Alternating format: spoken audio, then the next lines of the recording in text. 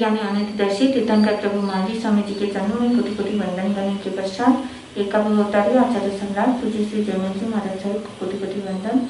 जय गजाधिपति बारहवें पददल आचार्य श्री पार्श्वचंद्र जी महाराज साहिब, गौतपश्री अपरमत साधक उपाध्याय देवर श्री गुणवंत चंद्र जी महाराज साहिब, ऐसे जैन सम्मेलन के प्रारंभकर्ता पूज्य गुरु डॉक्टर श्री पवन चंद्र जी महाराज साहिब आदि सभी गुरु भगवंतों के चरणों में कोटि कोटि वंदन करने के पश्चात गुरुदेव की आज्ञा से आत्मबंधुओं, अनंत ज्ञानी अनंतदर्शी तीर्थंकर प्रभु महावीर स्वामी जो इस अवसर्पिणी काल के 24वें तीर्थंकर है, ऐसे एक अवसर्पिणी काल में 24 तीर्थंकर होते हैं और वर्तमान के अंदर इस जम्बूद्वीप के भरत क्षेत्र में जो 22वें तीर्थंकर थे भगवान अरिष्टनेमि, जिस समय ग्रामानुग्राम विचरण करते हुए द्वारिका नगरी पधारते हैं, तब उस समय श्री कृष्ण और बलराम उनके दर्शन के लिए जाते हैं।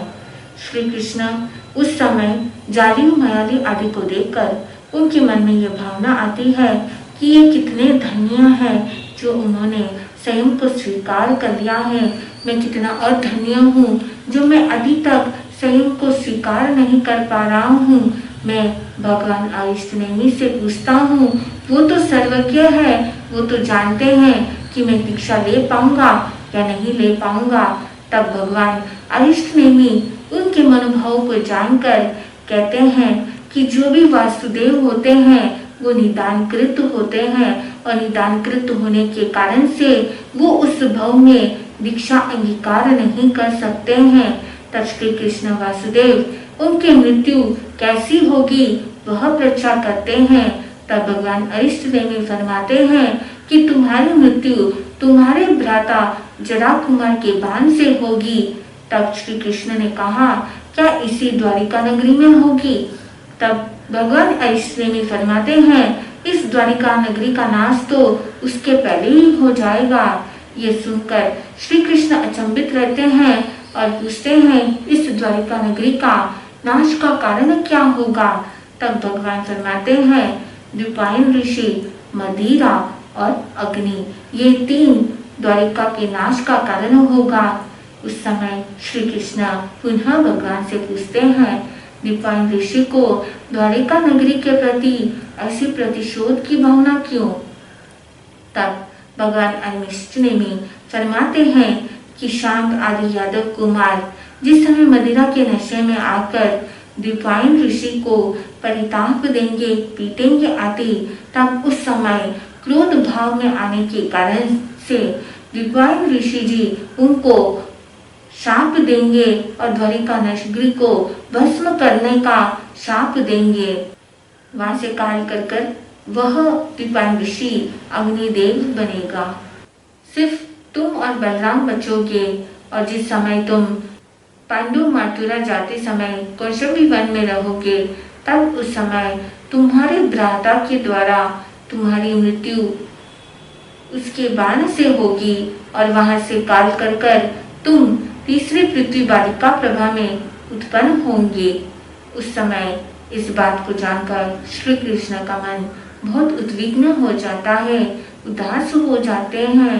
तभी भगवान अरिष्टनेमि कहते हैं, तुम्हें उदास होने की कोई जरूरत नहीं है, क्योंकि तुम ही आगे जाकर इस जम्बूद्वीप के भरत क्षेत्र के 12वें तीर्थंकर अमम नाम के होंगे। यह बात जानकर श्री कृष्ण वासुदेव का मन प्रफुल्लित हो जाता है। जो उदासी छाई रहती है वह मन फिर से खिल उठता है और उस खुशी में, उस प्रसन्नता में सिंहनाद करते हैं। बंधुओं, भगवान के समोसरण में जवरा कुमार वहीं पर बैठा था। जब वह इस बात को सुनता है तो उसे बहुत बुरा लगता है। वह अपने आप को हीन समझता है कि मेरे हाथों से मेरे भाई की मृत्यु होगी, मैं यहाँ से बहुत दूर चला जाऊंगा। और धनुष को लेकर वह बहुत दूर चला जाता है। और इधर दीपान ऋषि, जिसको दूसरों के मुखारबिन से जो बातें चल रही थी उन बातों को सुनकर उसे पता चलता है कि वह द्वारिका के नाश का वह भी एक कारण है। तब वह भी द्वारिका नगरी को छोड़कर बहुत दूर जंगल में चले जाते हैं। श्री कृष्ण वासुदेव को जब पता चलता है कि इस द्वारिका के नाश का कारण एक मदिरा भी है तो पूर्ण रूप से मदिरा का बैंड कर देते हैं और जो भी मदिरा रहती है उसको कंदक वन में फेंका देते हैं। वैशाख का महीना और सारे यादव घूमने के लिए जाते हैं कंदक वन की ओर और वहां पर चलते चलते उन्हें बहुत प्यास लगती है। तब उस स्थान में जो मदिरा कंदक वन में फेंकाया गया था वह मदिरा का प्रवाह शिलाखंडों से होते हुए उसमें पत्र, फूल, पत्ते आदि सब कुछ मिश्रित होते हुए पानी के साथ में वह बहते हुए कादम्बरी गुफा के शिला कुंड में जाकर रुक जाता है। और जब इन यादवों को प्यास लगती है तब वे उस शिला कुंड में रहे हुए जल को समझकर उसे पी लेते हैं। प्यास बहुत लगती है तो और पीते हैं और उन्हें वह स्वाद भी अच्छा लगा तो आगे जाकर उस जल का जो शराब था, मदिरा था और लंबे समय से वहां पर रहने के कारण से और ज्यादा नशीला हो गया था, उसका नशा उन यादवों पर आ जाता है। और नशे के अंदर जब जाते जाते उनकी नजर जब दीपायन ऋषि पर पड़ती है, दीपायन ऋषि को देखकर वहां पर उनके पास में जाते हैं और उनसे पूछते हैं कि आप कौन हैं, आपका नाम क्या है। तब दीपायन ऋषि अपना नाम बताते हैं और कहते हैं कि मैं यादवों का हित चिंतक हूँ और श्री कृष्ण का अनुरागी हूँ। उस समय वे यादव कहते हैं तुम्हारे कारण से ही इस द्वारिका नगरी का नाश होगा, ये द्वारिका नगरी का तुम नाश करो, उसके पहले ही हम तुम्हारा नाश कर देंगे। और उस समय दीपायन ऋषि के प्रति वे बहुत ज्यादा गाली गलौज करने लगे, उनको मार पीटने लगे। दीपायन ऋषि व तापस थोड़ी देर के लिए तो संभव से सहन करता है, लेकिन जब अधिक हो जाता है उस सहनशीलता से बाहर चले जाते हैं। तब वहां पर वो शाप दे देते हैं इन यादवों को और द्वारिका को भस्म करने का। बंधुओं, श्री कृष्ण और बलराम को जब ये बात पता चल रही है तब उस समय श्री कृष्ण और बलराम दीपायन ऋषि के पास में आते हैं और उनसे माफी मांगते हैं। तब दीपायन ऋषि जी कहते हैं कि मैंने अब निदान कर दिया है तो अब वो वापस नहीं दे सकता हूँ, द्वारिका का तो नाश ही होगा, लेकिन मैं वादा करता हूँ कि श्री कृष्ण तुम हैं और बलराम तुम दोनों को मैं कुछ भी हानि नहीं पहुंचाऊंगा। तापस पूर्व में अनेक वर्षों तक भी तपस्या करता रहा, अंतिम समय में अनशन करते हुए वह आगे जाकर अग्निदेव बनता है। इधर श्री कृष्ण को पता चलता है कि अब इस द्वारिका नगरी का तो नाश होने वाला है। तब उन्होंने धर्म का आलंबन लिया, तप का आलंबन लिया और अंबिल तप की आराधना शुरू कर दी। और जहां जहां ये अंबिल के संकेत आते, जिस घर में अंबिल करने का संकेत आता उस घर में कोई भी एक सदस्य अंबिल करता। इस तरह से अंबिल की तपस्या प्रारंभ हुई। प्रतिदिन कोई न कोई अंबिल करता रहता था और श्री कृष्ण जिनके मन में यह विचार आया था कि जाली, मयाली आदि ये सब धन्य हैं जिन्होंने संयम अंगीकार कर लिए, लेकिन मैं कितना अधन्य हूँ, मैं दीक्षा नहीं ले सकता हूँ। तब उस समय वे सोचते हैं मैं दीक्षा नहीं ले सकता हूँ तो क्या हुआ, दीक्षा की प्रेरणा तो मैं कर सकता हूँ। और पूरे नगर के अंदर ऐलान कर देते हैं श्री कृष्ण जी कि इस द्वारिका नगरी का नाश होगा और जो भी अपनी आत्मा का कल्याण करना चाहते हैं, संयम अंगीकार करना चाहते हैं, वो श्री कृष्ण उनकी आज्ञा देता है। और अगर किसी को इस बात की अड़चन है किसी को यह तकलीफ है कि पीछे हमारे उस परिवार का कौन ख्याल रखेगा, तो मैं उसकी जिम्मेदारी लेता हूँ। जिनको भी दीक्षा लेनी है वो ले लीजिए, मेरी तरफ से पूर्ण रूप से आज्ञा है। इस घोषणा को सुनकर अनेक व्यक्ति, अनेक राजा रानी, स्त्री पुरुष, नर नारी दीक्षा अंगीकार कर लेते हैं भगवान अरिष्टनेमि के पास में जाकर। और यहाँ तक श्री कृष्ण की पटरानियां भी वो दीक्षा अंगीकार करते हैं। श्री कृष्ण उन्हें रोकते नहीं हैं। जिन रानियों को प्राप्त करने के लिए बड़े बड़े युद्ध किए थे, संग्राम किए थे, लेकिन उनको भी श्री कृष्ण दीक्षा लेने के लिए मना नहीं करते हैं, क्योंकि जानते हैं संयम ही श्रेष्ठ है। संयम बिना जीवन नहीं, संयम बिना मोक्ष नहीं। श्री कृष्ण ने सबको आज्ञा दे दी। इधर श्री कृष्ण की जो भी राजकुमारियां थी, उनकी माता, जब उनको लगता है कि उनकी पुत्री अब बड़ी हो चुकी है, विवाह योग्य हो गई है, तब वह माताएं अपने पिता के पास में उसको सच दच कर भेजती थी। तब श्री कृष्ण उनको देखकर उन्हें पता चल जाता कि अब ये युवा हो चुकी है। तब उस बेटियों को, उन राजकुमारियों को, अपनी पुत्रियों को पूछते थे, तुम्हें रानी बनना है दासी? तब वे राजकुमारियां कहती थी कि हम रानी ही बनेंगे, हम दासी क्यों बनेंगे? हमारे पिता महाराजा है तो हम रानी ही बनेंगे, हम सेविका क्यों बनेंगे? तब उस समय श्री कृष्ण वासुदेव कहते हैं कि स्त्री खंड में जितने भी राजा हैं वो सब मेरे सेवक हैं। अगर तुम उनके साथ विवाह करोगी तो तुम भी सेविका बनोगी। और वास्तव में अगर तुम्हें रानी बनना है तो भगवान अरिष्टनेमि के पास में जाकर तुम दीक्षा अंगीकार कर लो। अगर तुम दीक्षा अंगीकार कर लोगी तो पूजनीय बन जाओगी, वंदनीय बन जाओगी। और इस बात को सुनकर अनेक राजकुमारियां भी प्रयोजित हो जाती है। बंधुओं, जब नगर के अंदर सबको ज्ञात होता है कि द्वारिका नगरी का नाश होने वाला है, तब अनेक भव्य आत्माएं दीक्षा की ओर अपने कदम बढ़ा देते हैं। हम भी जानते हैं कि अभी पंचम आरा चल रहा है और आगे छठा आरा आएगा। जिस छठे आरे में आपको पता है कैसी भयानक स्थिति होगी, सब कुछ जानते हैं। भगवान ने हमें पहले ही बता दिया है, लेकिन फिर भी ये आत्मा नहीं जागती है, संयम की ओर आगे नहीं बढ़ पाते हैं। श्री कृष्ण वासुदेव ने किसी को भी नहीं रोका दीक्षा के लिए। वो सब कुछ जानते हैं कि संयम ही श्रेष्ठ है।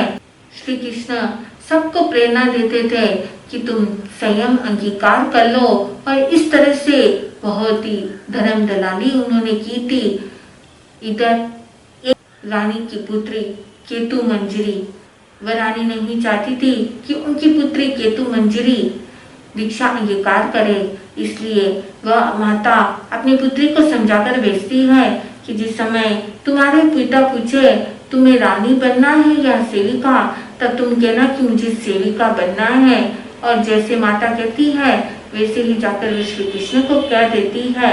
तब उस समय श्री कृष्ण सोचते हैं ये ऐसा क्यों कह रही है, इसको कुछ न कुछ शिक्षा देनी चाहिए। यहाँ सेविका बनकर वो कभी सुखी नहीं रह सकती है, क्योंकि वे जानते थे कि संसार के अंदर कोई प्रकार का सुख नहीं है। सच्चा सुख तो संयम में है। इसलिए वे अपनी राजकुमारियों को प्रेरणा करते थे। श्री कृष्ण ने सोचा मुझे कुछ न कुछ ऐसा करना होगा जिससे उसको उचित शिक्षा मिले। तब वहाँ उस नगरी के अंदर विरक नाम के एक बुनकर के पास में जाते हैं और उन्हें पूछते हैं क्या तुमने अपनी जिंदगी में कभी कोई साहस का काम किया है? तो वो कहता है मैंने कोई साहस का काम नहीं किया है। श्री कृष्ण कहते हैं याद करो, कोई न कोई साहस का काम तो किया होगा। तो वो कहता है हाँ, मैंने 3 साहस का काम किया है। पहले गिरगिट को निशाना बनाया और उस पर पत्थर फेंका और वह मर गया। गाड़ी के चीले में बहता पानी को बाएं पांव से रोक दिया था और एक घर के अंदर जो मक्खियां मंडराई थी उसको बाएं हाथ से रोक दिया था। ये 3 साहस के काम मैंने किए हैं। अगले दिन श्री कृष्ण ने उसे राजसभा में बुलाया था और राजसभा में बुलाकर श्री कृष्ण ने कहा ये क्षत्रिय नहीं है लेकिन वीर योद्धा है। इसने अपनी जिंदगी में 3 बड़े बड़े साहस के काम किए हैं। पहला साहस का काम बद्रीश्वर में लाल नाग को भूशस्त्र से गिराया है और दूसरा भूमि पर कलुषित गंगा को अपने बाएं पांव से रोक दिया था और तीसरा जो घट सागर में जो बहुत सेना थी, बड़ी सेना थी, उस सेना को अपने बायों हाथों से रोक दिया था। इस तरह से इसने 3 साहस के काम किए हैं। ये वास्तव में वीर योद्धा है। मैं चाहता हूँ कि मेरी पुत्री केतु मंजरी का विवाह इसके साथ में हो और अन्य कोई भी यह नहीं चाहते थे, पर कोई किसी की हिम्मत नहीं कि वो श्री कृष्ण जी को कुछ बोले और उसका विवाह केतु मंजरी के साथ में करा दिया जाता है।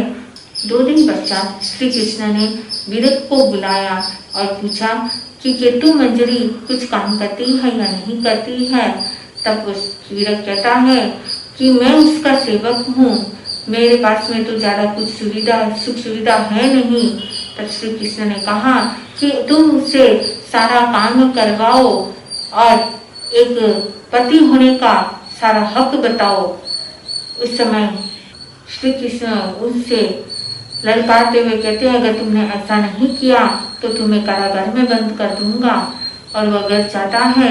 घर जाकर जो टूटी फूटी खाट पर जो बैठी थी केतु मंजरी उसको कहता है कि पानी लेके आओ और फिर दान आदि साफ कर दान आदि पीस कर तुम रोटी बनाओ और इसके बाद भूनने का काम करना है।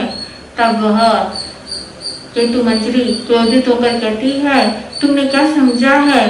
तुम जानते नहीं हो मैं श्री कृष्ण की वासुदेव की पुत्री हूँ, तुम ऐसा मेरे साथ में कैसे कह सकते हो? तब विरत उसके गाल पर 3-4 बार देता है। तब वह रोती हुई, बिलखती हुई, चिल्लाती हुई आती है श्री कृष्ण के पास में, रोने लगती है। तो श्री कृष्ण जी कहते हैं, तुमने ही तो कहा था कि तुम सेविका बन के रहूंगी, तो सेविका बन के रहना है तो सेवा करना ही होगा, वहां पर सेवक बनना ही पड़ेगा तुम्हें। तब वह माफी मांगती है श्री कृष्ण से और कहती है, उसे रियलाइज हो जाता है और वो आगे जाकर प्रवचित हो जाती है, दीक्षित हो जाती है। इस एक राजकुमारी से अन्य राजकुमारियों को भी शिक्षा मिल जाती है, प्रेरणा मिल जाती है और वो भी आगे जाकर दीक्षित हो जाते हैं। इधर श्री कृष्ण की पटरानी पद्मावती रानी जब वो भगवान अरिष्टनेमी के पास में जाती है, देशना सुनती है, तब उनके मन में भी वैराग्य के भाव जागृत होते हैं। भगवान अरिष्टनेमी को वंदन नमस्कार करके कहती है कि मेरे इस तरह से मन में प्रवचित होने के बाद है मैं श्री कृष्ण जी से आज्ञा लेकर आती हूँ। भगवान ने कहा, स्वयं देवान पिया, जैसे तुम्हें आत्मा को सुख उपजे वैसा करो, धर्म कार्य में विलंब न करो। उस समय पद्मावती रानी जाती है श्री कृष्ण के पास में और श्री कृष्ण उन्हें सहज में आज्ञा दे देते हैं। वो उनके लिए बहुत कांत थी, प्रिय थी, लेकिन फिर भी वो जानते हैं कि संयम ही श्रेष्ठ है और वह उनको आज्ञा दे देते हैं और विशाल महानिष्क्रमण यात्रा निकालते हैं। और वो महानिष्क्रमण यात्रा रेवतक पर्वत के नीचे सहस्त्रांगन में जहाँ भगवान विराजमान होते हैं वहाँ आते हैं। वहाँ आकर श्री कृष्ण पद्मावती रानी के साथ में जो आए थे वो भगवान अरिष्टनेमी को कहते हैं कि यह मेरी पटरानी पद्मावती है, जो ये मेरे लिए बहुत ही इष्ट है, कांत है, प्रिय है, मनुष्य है और श्वास के समान है। मैं इसको भिक्षा में आपकी शिष्या के रूप में देना चाहता हूँ, आप इसे स्वीकार करें। इस समय पद्मावती रानी दीक्षित हो जाती है और यक्षिणी आर्या की शिष्या के रूप में उन्हें दिया जाता है।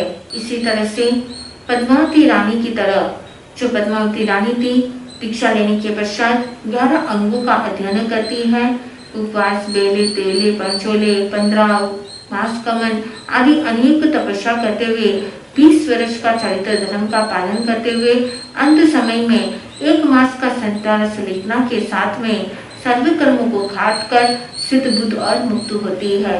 इसी तरह से जो पंचम वर्ग है, जिस पंचम वर्ग में प्रथम अध्याय में पद्मावती रानी का वर्णन आता है जो श्री कृष्ण की पटरानी थी।